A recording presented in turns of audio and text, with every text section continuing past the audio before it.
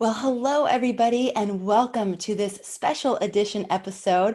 I am here today with the Love Astrologer Kathryn Andren, and we are going to be doing something very special today for the equinox. We're going to be actually having a guided meditation from Kathryn to help us usher in this new season. And we're also going to, before we do that, we're going to do a little bit of an astrological highlight reel of the next 3 months or this season that we're embarking upon. If you're in the Northern Hemisphere, obviously, we're embarking upon autumn. And if you're in the Southern Hemisphere, you're just starting spring. So going through some of the astrological highlights. And Kathryn, it's so exciting to have you here. Kathryn was the first astrologer that we worked with at Astrology Hub, besides Natasha Alter.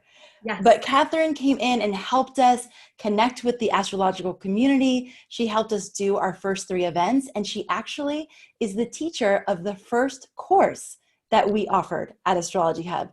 And that's the Secrets of the Zodiac course, which we'll talk to you a little bit about later. But Kathryn's an amazing astrologer, teacher. She focuses on relationships and intimate relationships, really, love relationships. And so, Kathryn, we're thrilled to have you here. Thank you for joining us. Thanks for having me, Amanda. It's a pleasure to see you again. I know, it's been a while. All right, so can we start with your story? Because this is for most people in our audience, this is going to be the first time that they're connecting with you. So how did you come to astrology, and how did you get to the point where you're focusing on relationships too? Well, 2020 is my 20 years studying, practicing, and teaching astrology. So I had a lot to celebrate this year, and I had a lot to look forward to, even with all the very dynamic, amazing things that are going on. When I was first introduced to astrology, it was right after I graduated massage school. So I went to massage therapy school in the late 90s, and I have a dynamic healing practice that includes energy healing, body work, craniosacral therapy, massage therapy. So I bring that wisdom of experience through hands-on healing work into my consulting practice. So I moved to Hawaii in 2000, and that's where I met an astrologer who became a mentor and guide to me. And we worked together for many years, actually. And I left Hawaii in 2015 and returned to New York. I was born in New York. I was born in Oceanside, New York. And even though I don't live anywhere near there right now, I'm in the Hudson Valley. And I'm kind of, the last 5 years, that was sort of when I had my Uranus opposition. Uranian opposition is, you know what Uranus is. It's about stimulation and activation and elevation. And that was the timeline when you and I met. That was a timeline when I was connecting a lot in the astrological community at the ISAR events and the OPA events, the Organization for Professional Astrologers. So I was meeting a lot of astrologers along that timeline. And these days I've really been focused more particular on my private practice that integrates, again, both the healing work along with consulting work. In recent years, I've had the pleasure of working with the Omega Institute. So I live close to Omega, and I've met a lot of really dynamic people working there. And I was scheduled to teach there with several of the team, with Rick and Anne and Maurice and several others, Gemini. So keep your eyes out for that. We may do another program next year when we reopen. So. Nice. Well, it's so amazing to have you back here, and it's been, such a journey since 2015, I'm sure, for you. Oh yeah. And so let's tune into what's happening right now. So we have Mars retrograde, we have Mercury retrograde coming up. If you're listening on the podcast, you can't see her visuals, but it's very dynamic. As I'm still not laugh at me. She's like, you talk with your hands. I was like, thank goodness for Zoom calls. Like, everyone hopped on Zoom calls this year. Yes. And I was saying to some of my clients, I was doing Zoom calls before it got trending, because yes, it's actually valuable to see people when you.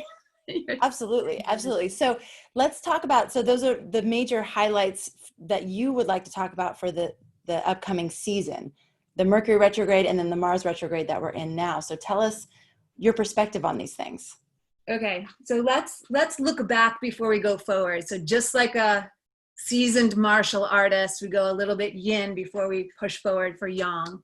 Let's roll back or consider and contemplate what was going on in March and April.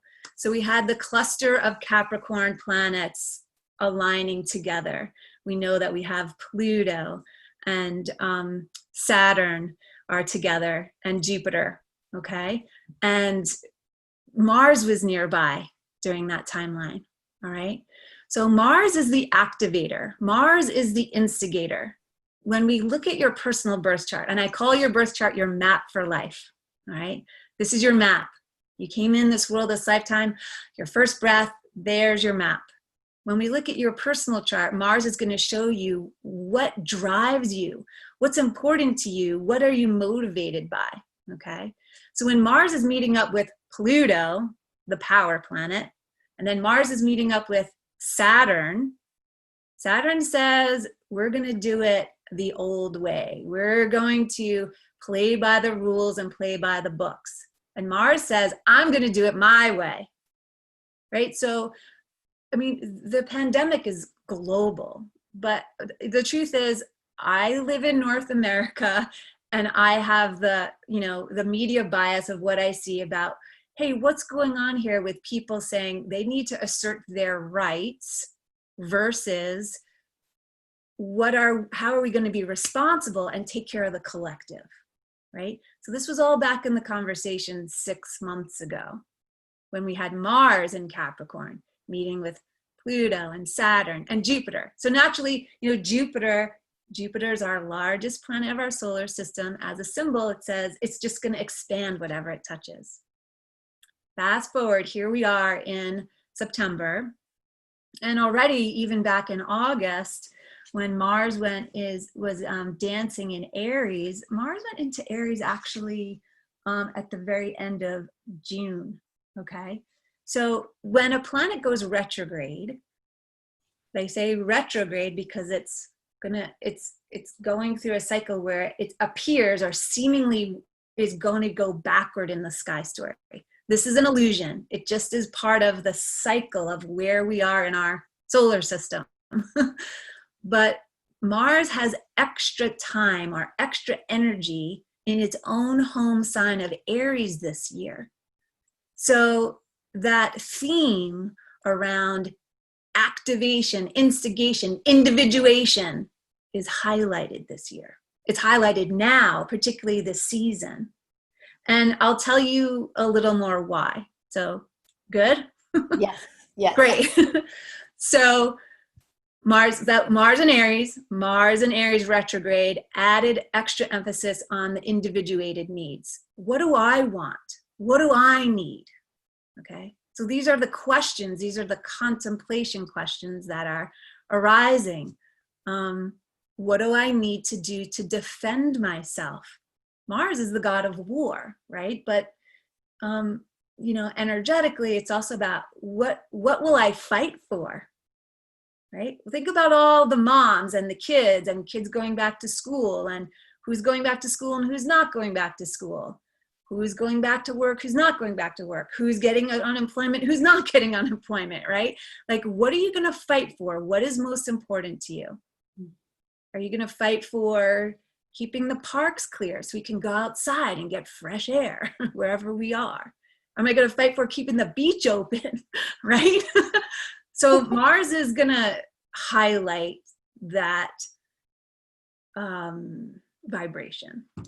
And I'm getting a little agitated, but it's because I'm talking about Mars. And this is what happens when, personally, I know that when I'm doing readings or I'm in a session or I'm, when I start talking about the particular planet, I kind of embody or take on its quality, right? So we need to remember that, if by chance I'm feeling irritable, if by chance I'm getting agitated, here's where astrology works to serve us as a tool for compassion. Here's where astrology works to serve us for awareness, okay? So if I know that Mars is in Aries and I know that Mars is retrograde, it's like, oh, okay, I want to be extra attentive and aware to my own reaction response, right? Because Mars is impulsive. So if I have the opportunity to be a little more attentive and aware on my own reaction responses, then perhaps I can do the complementary energetic of Mars, which would be to slow down. Instead of asserting my willfulness, I can just take a pause and check in. Okay. So we just kind of highlighted or identified the quality of energy of Mars and Aries. But now let's look at what is Mars in relationship to in our sky story. And, you know, I started the website, The Love Astrologer, about 4 years ago. My name's Kathryn Andren. I've had my website as my name for many years. But once upon a time, about 5 years ago, when a friend of ours, Donna Woodwell, she was swamped with a writing project. She was, you know, she's a super busy lady. She had a writing project, and she's like, Kathryn, I need some help. I was like, well, what do you mean? She goes, can you write horoscopes? I was like, you want to teach me? So Donna Woodwell taught me how to write love horoscopes, and it was helping out both of us at this very particular timeline when she had a lot of things to do and I needed a job. So I was like in a huge transition in my life, and I was moving from Hawaii, and I moved to New York, and I was helping out family, and I kind of put some of my own personal and professional needs aside for a while just to take care of business with what needed to be done. But it really turned out to be really fun for me to start writing these love horoscopes. And then Brides Magazine picked them up, and I was getting printed elsewhere. So I started The Love Astrologer in part because it's easy to remember. And people think it's a little sassy. But the energy of The Love Astrologer is, yes, I look at people in relationship, but everything in astrology actually is relationship. We're going to look at Mars in relationship to the other planets in the sky story. And when I'm doing readings, I'm looking at your chart in relationship to where the planets in the sky right now. Mm-hmm. So today is the beginning of, today's the Equinox day, and we'll come back to that in a little bit. But for this time of year, it's the sun moving through the zodiac sign of Libra. And I'm a Libra, so that's part of my highlight of relationships, because Libras care about things feeling balanced and equal and connection. So that was my little detour to come back to, hey, guess what? If the sun's moving into Libra right now, let's think a little bit here. If sun's moving into Libra, that means there's going to be added fuel and added energy when it's opposite or opposing the Mars in Aries. Okay. So this is something that we talk about in the Secrets to the Zodiac course. In that beginner course, in that kind of foundation material course, we look at the zodiac signs in relationship to each other. We look at the zodiac signs in their opposition. And that's sort of the beginning of exploring many different aspects of astrology. So Sun is going to be opposite the Mars placement coming real soon. So that brings added energy, emphasis, and attention to the balance of what is my individuated need, what am I going to fight for, and where am I going to compromise. So that's actually the middle of October, that timeline. For us in the US, we're like we're like a month and a half before an election cycle. So that theme around what's important, what am I going to fight for, and where am I going to compromise, that's going to be highlighted in the culture. But think of it also energetically and individually. like, where am I going to, Libra's sweet. Libra's compassionate. Libra wants to keep things nice. Mars says, I want to want what I want. So this is a balance point here. And now we're going to bring in the other element, which is the element everyone's talking about, the Capricorn cluster, right? The planets in the sky story are then going to make a T-square with the Saturn and Pluto and Jupiter. So we know that Capricorn has the vibration and energetic around doing the right thing. What's responsible? So those are added, all of these themes that we're hearing in our, news cycle, or particularly around the pandemic. How am I going to be responsible? And it's different in different parts of the country and different parts of the world, depending on where you are and how our leaders have reacted and responded, right? So here we are with all of those Capricorn planets creating this dynamic about, what do I do in relationship to the rules and regulations? So it's important to consider. And so how will the retrograde energy, so Mars and Aries in retrograde squaring, what does the retrograde add to the storyline? What I imagine or expect for this is that in part, we could see some repeat from when Mars was in Capricorn earlier this spring. I'm saying spring, I'm sorry, I'm Northern Hemisphere bias. Earlier this year in March. We could also, I want to say with the Mars in retrograde that it's a call to action for us to slow down. If all system go, Mars and Aries says, let's do it. Let's do it, and let's think before we do it. Mars is in Aries, so I'm impulsive, I'm reactive. If Mars is retrograde, then let's reconsider and rethink. And it's about being willful in a more conscious way. That's how I'm going to read it. That's how I'd like to see it. So that would be my consideration or invitation for this coming season.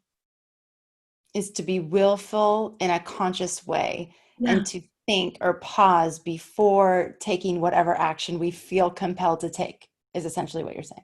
I say so. Yeah. Yes. There's a phrase or it because you're there in Hawaii, Amanda, and I was there for 15 years. They say doing the right thing at the right place with the right people the first time. So there's kind of like I just remember seeing that over and over all those years when I was in Hawaii. It's being pono. It's doing the right thing at the right time. So, and sometimes we might need to pause and stop and reflect before we just jump into a thing. Right. So personally, like I am, how do I read this? What am I doing in my life? I'm doing due diligence, right? Like I just signed a contract for a new house. I'm not a lawyer and I'm not a real estate agent, but you know what? I know how to read things and double check details. So, before jumping into things, I'm just going to make sure that everything's all lined up. Now, speaking of that, we got a Mercury retrograde coming up. So there's another person in the party, right? So when I consider or contemplate these planets, I like to consider them as characters. So just like, I'll just say that some of my early influences of astrology was through the line of shamanic astrology. Okay. Daniel Giamario and, Adam Gainsbourg studied with him, and Gemini Brad and a bunch of other astrologers who are on your team have studied through that line. But my also invitation is about like, I can look in my book, I can see my ephemeris, I can get on my computer and look at where the planets are. But you know what? what am I doing at equinox? I'm looking outside. I get up before the dawn and I'm seeing where Venus is in the sky, and I've got my eye on Mars. I'm connecting with Mars. I'm looking at Mars. I'm smiling. I'm nodding. I'm acknowledging this character. So I want to acknowledge these planet patterns, these planet characters, as just as if they were coming to my house for tea party, right? So I want to be in communication with them. I want to be aware of them. And, you know, just like when the little kid is kicking and stomping their feet because they need whatever they need in that moment, we have to pay attention. So I'm giving extra attention to Mars these days for sure. And my strategy personally is like, I'm going to take a step back before my forward momentum and double check things. So you were what was just your question? It's so good. And I'm right there with you. And I've been doing the same exact thing. And it's extraordinarily powerful. Just the visual of where they are in the sky and connecting with them and acknowledging them. It reminds me of Gemini Brett brought up a study that was done. And he said we could do this like ourselves with our children or with ourselves, where you take rice, cooked rice, and you put it in 3 different jars. Okay. One of the jars you curse and you hate and you spew venom at. Yeah. Another jar you love up on and you acknowledge and you tell it it's beautiful and you care for it and you nurture it. The other one you don't pay any attention to. Right. Which one do you think rots fastest? Right. It's the one you don't pay attention to. Yeah. You know, so it's all of us, you're running around and giving no acknowledgement of all of these forces around us that are alive and with us. It'd be worse if it's worse than cursing them. You know, it's worse than looking at them and being angry at them, at least acknowledging them. But it's just reminding me of that study, because obviously the best thing we can do is to pour our love and appreciation and gratitude and connect and feel that connection that we have. But what you were going to do was start talking about Mercury retrograde. Correct. So now that we're in Libra season, the sun just moved into the zodiac sign of Libra, and our character, because they're active and alive characters, our character Mercury. Let's see, I just need to double check the timeline. Oh, it's happening on my birthday, by the way. Mercury retrograde is happening on October 13th. So awesome. Naturally, we know Mercury goes into its cycle for approximately 3 weeks for 3 times a year.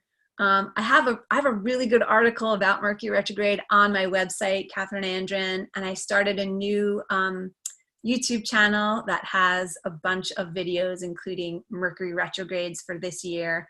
Nice. So I invite you all to check it out when you have a little time, if you want to see astrology with me, Kathryn Andren. What happens when Mercury's retrograde in Libra? Libra is not only the zodiac sign of relationship, but it's about what we value. Okay. So when Mercury goes retrograde, Mercury is the planet of communication and connection and commerce. All right. So it's valuable to consider. I'm starting to fumble because I'm talking about Mercury retrograde. It's so funny. It's valuable to consider, what do I value? What's important to me? Am I being in integrity with my words? So Mercury's going to be opposite. Mercury's going to be opposite the Mars. You know, we have Mercury retrograde and Mercury and Mars retrograde simultaneously. That invitation to be mindful with our words. The power is in my word. They're going to be touching and aligning the characters in Capricorn. So what are my thoughts? What are my intentions? I really feel with the retrograde, the slowing down, that brings added emphasis to those characters. Particularly, we know at the when it first goes retrograde, the station point, that when it first goes retrograde and then when it goes direct, there's added emphasis on those timelines. So Mercury will go retrograde on October 13th. And then we have it going direct at the beginning of Like the day November, before just the in time election? for the election, right? Yeah. November 2nd, November 3rd. Yeah. So that means it's stationing right around Stationing direct right. On the 3rd. The election day. Uh-huh. Right. Which is just really interesting. Yes. Yeah. So that word, the expression comes up again about do your due diligence, like think ahead, dot your I's, cross your T's. You don't want to leave things to chance right now. I want to be careful and conscious and aware. That's how I see these planet patterns these days. So it's not a big like blind risk taking time. It's not a time to like jump into something like without having a lot of information or a lot of experience with it already.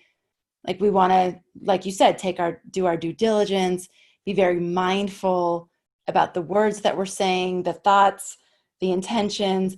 And then I like this also with the actions being very willful, but in a conscious way.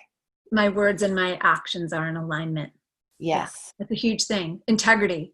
What's the biggest theme with, Capricorn squaring off to the Aries and the Libra? What's happening on the global picture, and then what's happening in the interpersonal relationships? Do I say what I mean? Do I mean what I say? Like, let's get back to basics. That's kind of core right there. Right? I don't want to promise somebody something if I can't follow through. Right? And when I'm asking someone for help, like I'm trying to coordinate this move, I'm like so excited. I'm moving into my new place. I want to be really clear. And, we also, again, be compassionate when things are going to go haywire. Like, oh, heads up, by the way, there's a lot of potential for a lot of spontaneity when you got Mars and Aries retrograde opposite the sun and Mercury, right? Mercury is a planet of speed also, right? So when we think of our, Mars is fast acting, Mercury is a planet of speed, Uranian energy is a speed planet. So we got to also consider like the business of fast and slow. And am I in my right rhythm? Am I in my right timing? Yeah. And Saturn's going to call us to do right timing as well. And what would be indicators that we are in right timing versus not in right timing? Intuition. I've had a spiritual teacher for over 20 years, and I'm deeply aligned with her. I had the opportunity to go with her to Egypt 2 years ago. I've had a series of initiations in recent years with the dolphins and the whales and the pyramids, and those experiences have kind of supported me in activating my own intuition. So my understanding is that when I am in right alignment, meaning, my mind is clear, my body's clear, when I'm right alignment, then I'm receiving grace as it's presented to me. I'm receiving intuition. And you get a knowing. And sometimes the knowing is from the thought, or it's from the heart, or it's from the gut, it's from the belly, it's from the you know it from your core. And when you get that inspiration and the intuition, that's the call for action. And so my experience is like when I'm in right action, I experience a lot of grace happening in my life. Things feel more easy. And if things are not feeling easy, then like, what do I need to adjust, right? That's Saturn. I can just keep coming like, Saturn's going to be in alignment. Saturn is about bones. It's also the physical alignment. So when I'm in my right posture, when I'm in the right alignment, then I can feel grace moving through me more clearly. Katherine, I'm finding that even the physical practices of yoga, of different things that help us get into alignment, they're not only are they great for our body right now, but they're also just great reminders of exactly what you're talking about, because they can be symbolic. We're experiencing it in the body, but it's also this call to be aligned on all levels, the seen and unseen included. Absolutely. So, what would you say about all of these aspects happening, all the Yeah. different characters, as you say, at the party, and with a particular emphasis on intimate relationships? Where do you see this showing up in our intimate relationships? Oh, How, what can we be mindful of in those relationships? And let's do this before we go to the Equinox meditation, which we are going to do. We haven't forgotten, but let's talk about this first. So this timeline that we're in, I feel like I want to jump ahead and come back just a moment. I'm going to just jump ahead and come back. Like this is a huge T square that's happening, or essentially. We got Sun and Mercury in Libra. There's our buddy Mars and Aries, and that's a T square, that Capricorn cluster. In another, like by the end of the year, by December, there's a huge shift into the Aquarian vibration, right? There's a huge shift when Saturn and Jupiter moves into Aquarius. It's sort of like the critical tension that happens before a sneeze almost, it's like, or before you have an orgasm, like there's a critical tension that, it's building in your body, and then like, boom. So like at the end of the year, it's just like a big release, okay? Wow. So what's happening right now is we're in the critical tension point. These next 3 months, and almost every reading that I'm giving, it's like, it's particularly the people who have strong cardinal energy in your chart. The cardinal signs, we have Aries and Cancer and Libra and Capricorn. You folks particularly are more energized and activated at this time. So what's happening in relationship is critical tension is arising. And how am I going to work with this energy productively? What do I notice about what do I need? Okay. I was married for 14 years, way back, long time ago. And I had a big lesson to learn about how do I express what my needs are. Like there was stuff going on and frustrations and irritations that were arising for a little while. And I was like, it's because I need to do my job and my work to recognize, honor, and express what my needs are. So great. So just, here we are. If you have the capacity, number one, to have the awareness of what's going on inside of you. And then number two, the capacity to express what's happening for you. And then number three, to have the self-value, the self-awareness to make requests about what you need. That's really helpful. So that's part of this dance of the relationship dynamic. So I invite your comments or questions about this, if wherever there's in your Facebook feed, or send me a quick note on my website, The Love Astrologer. I'd love to hear from you. You can sign up and say hello. But what's going on for you in relationship? I imagine or expect with this, cluster of planets doing this T-square, is that people may be having more experience about what do I need to do to balance or compromise? What will I compromise? What will I not compromise? What will I express? What will I not express? What will I tolerate? What will I not tolerate? It's a balancing act right now. And so that's the personal level. And because it's squaring off to Capricorn, we can't ignore what's going on the collective level, right? What am I responsible to do? Who am I responsible for? How do I contribute to the community at large? How do I contribute to the society at large? So we're bringing it back to the bigger picture again. Okay. So I love what you said about identifying or being aware enough to know what our needs are. Right. Then being able to actually express those needs. Yes. And then make requests in order to, and what I'm finding is that so often the challenge is in the anticipation of how the request would be received, which creates a very tentative or angst-filled ask, which creates the tension or the thing that we don't want. But when we value ourselves enough to just have the need, express the need, request what we need without all that baggage attached to it, it's usually quite easy. And At least it's been in my experience, and it gives the person that you're doing that with the opportunity to show up in the purity of the energy versus all this other stuff you're bringing and projecting and assuming it's going to happen. yeah. And I feel that in addition to your sharing, that again, that Capricorn cluster calls us as individuals, Mars and Aries individuals, a Libra stuff, how I react and respond in partnership. The Capricorn cluster is going to help us own our own responsibility, right? Yeah. Like, what am I responsible for?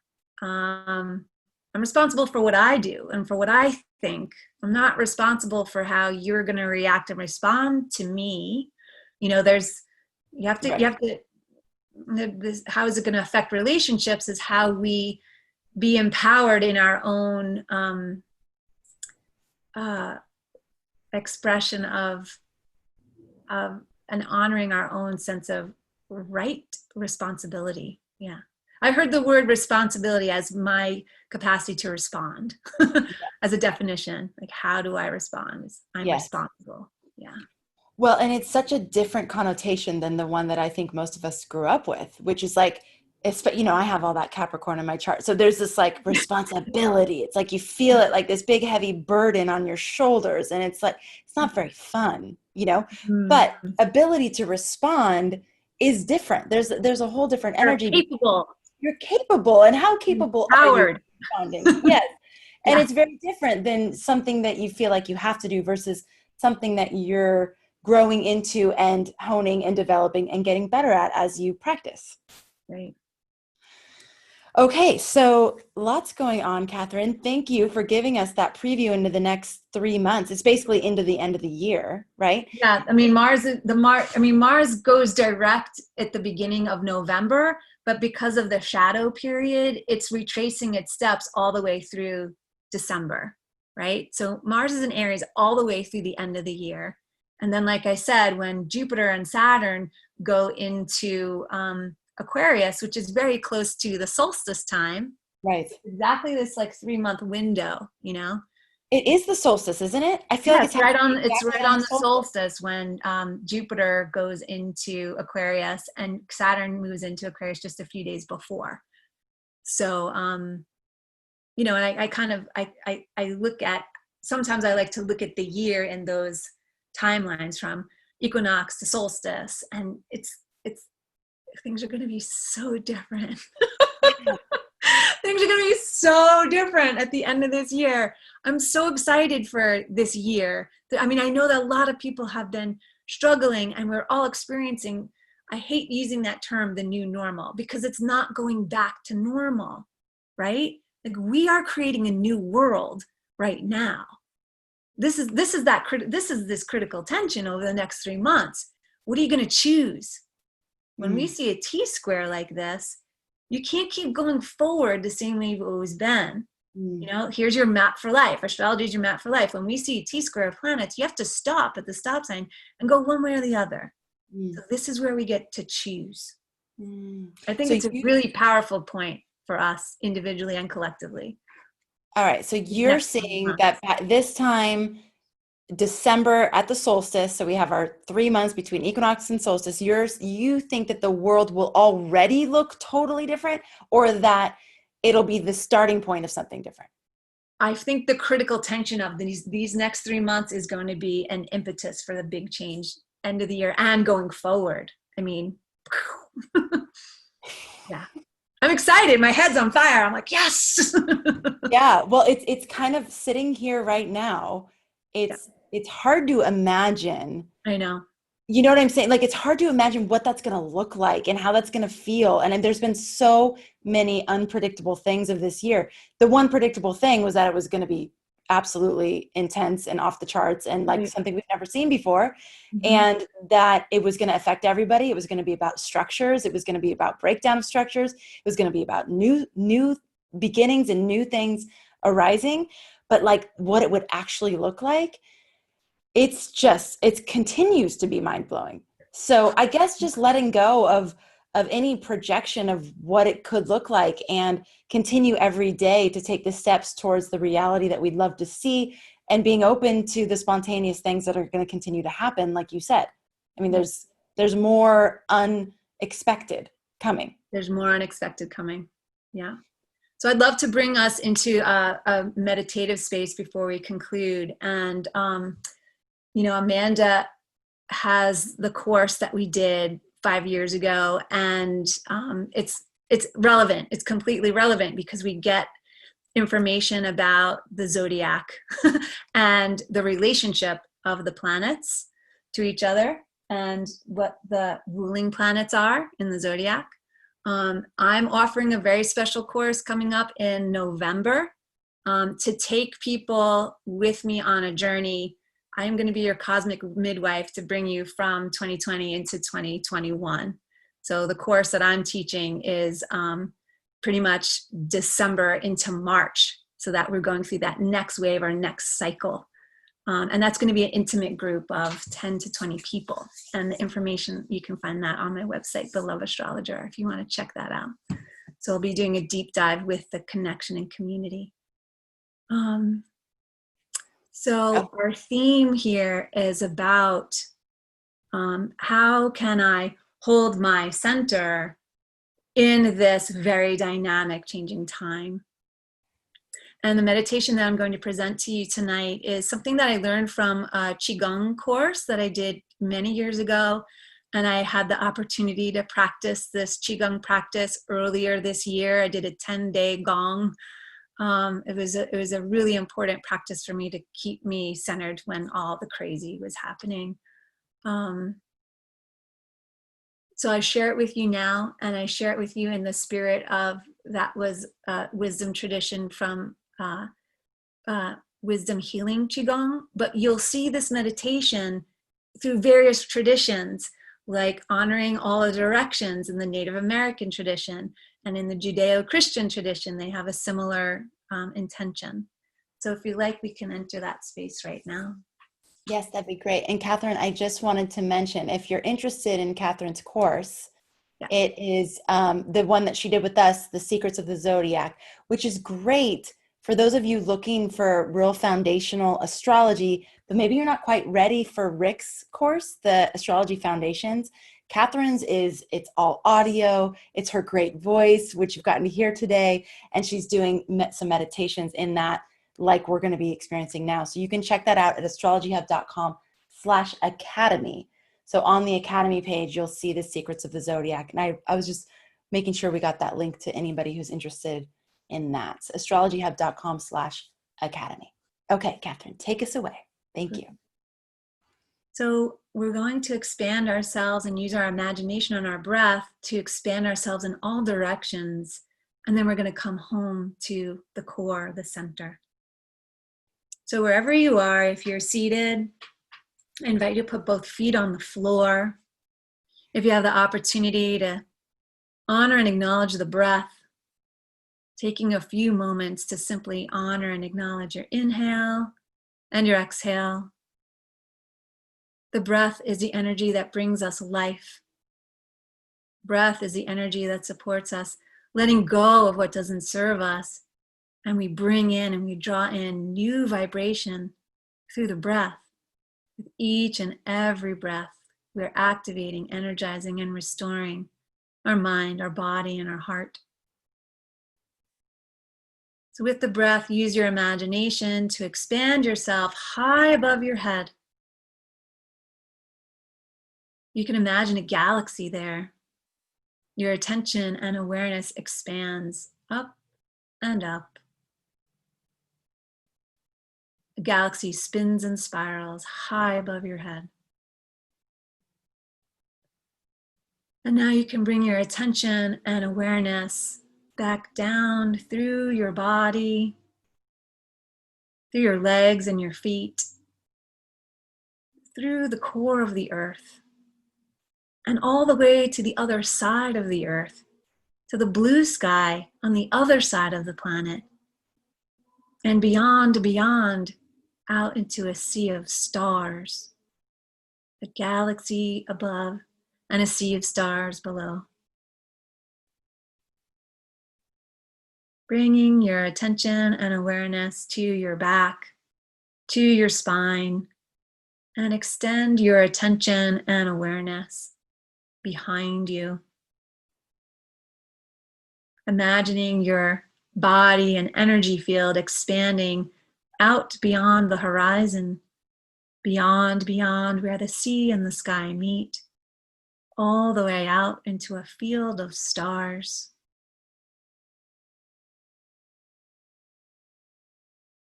Use your attention, awareness, and your breath to bring your awareness to your heart, the front of your body, your face, your belly. And extend that awareness in front of you. What's your future? Saying hello to what's next by extending your awareness in front of you, over the hilltops and the mountaintops, beyond the sea, beyond the horizon where the sky and the sea meet, way out to a star field. Your attention and awareness expands back to front and back, up and down and up. You are at the crossroads now. Bring your attention and awareness to the right and left sides. The right side of the body represents how we extend ourselves in the world. Notice your right eye, your right ear, your right arm, your right leg. Giving loving attention to the right side of you and expanding that awareness and attention outward, all the way out to a field of stars.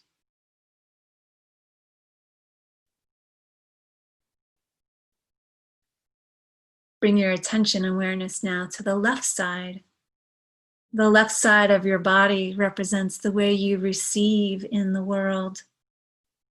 Your left eye, your left ear, the left arm, the left leg. And you can extend your awareness and attention outward, way out beyond the horizon, all the way to a field of stars. Your mind, your imagination, and your breath, using that energy to breathe into the energy of the starlight that's around you, to the right and the left sides, to the front and the back, to above and below. And now all at once, breathing in all that wisdom, love, and intelligence that's all around you, the stars and the planets, and the ecliptic and the zodiac, bringing that loving attention and awareness, that wisdom into you now.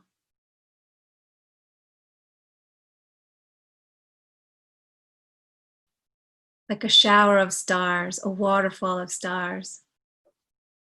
Wisdom, love, and intelligence permeates your body, highlighting, illuminating each and every cell. You're centering yourself with illumination and activation. Breathing that wisdom, love, and intelligence to the heart, and to the spine, and to your cells, in a place that is centered deep within you.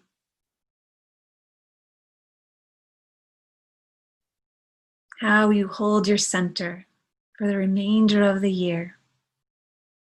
How you hold your center being in right relationship with others. How you hold your center in your mind's eye and in your heart center.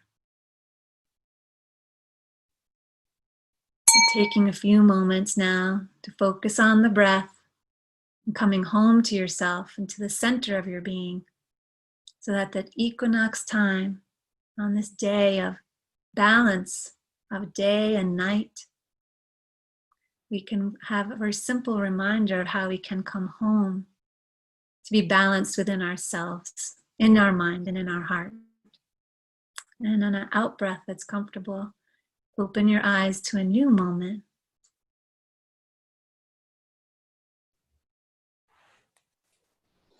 Thank you for this opportunity to share with you this evening. Katherine, thank you so much. And for people who are maybe listening to this later, I just would love to be able to let people know how long that meditation would be relevant for. Oh, I use this is like my daily meditation, and I want to say that this meditation that we did is actually it's actually lesson 7 in the course that you mentioned earlier in the Journey Through the Zodiac course. So when you're listening to the audio program, and you're listening and you're learning about the zodiac and the signs and the planets and the cardinal signs and the mutable signs, the integration point has a little more detail because I take you through the constellations. That meditation is also the final gift of that course. So it's for your reference point. Yeah. I loved it. I loved like connecting with the field of stars and just, yes, really powerful. And then bringing it home. Right. Think about all the space between stars and then like the energetic space that's within us between our cells. Yes. It's our inner and outer universe. That's our balance. That's equinox. It's our inner and the outer. It's my giving and my receiving. Beautiful. I know we did this for Equinox meditation, but that's a balancing meditation that it's as a reminder about how you can come home to yourself on any day. Well, and that seems like such an important lesson to carry with us into this last part of the year, as things may continue to be even more chaotic and uncertain, having that place that we can come back to within ourselves to find that balance and center. So really, really beautiful, Katherine. Thank you so much. It's been so fun to have you here. So if you're interested, Katherine, it's theloveastrologer.com, right? Theloveastrologer.com. Go check out Katherine. And I'm going to be doing 2 more special edition episodes tomorrow. And then I know this week is packed. And then Thursday, we'll have the Cosmic Connection with Rick Levine as usual. If you're interested in getting the weekly digest where you get recordings of all of the special edition episodes, you can go to astrologyhub.com and just put your name and email address in, and we'll make sure you get those in your inbox. And then check out Katherine's course that she did with us, astrologyhub.com/academy, and look for Secrets of the Zodiac. So awesome. Thank you so much, Katherine. Pleasure. Take care, everybody. Thank you so much for being here. Thank you for being a part of our community. And as always, thank you for making astrology a part of your life. I'll catch you on the next episode.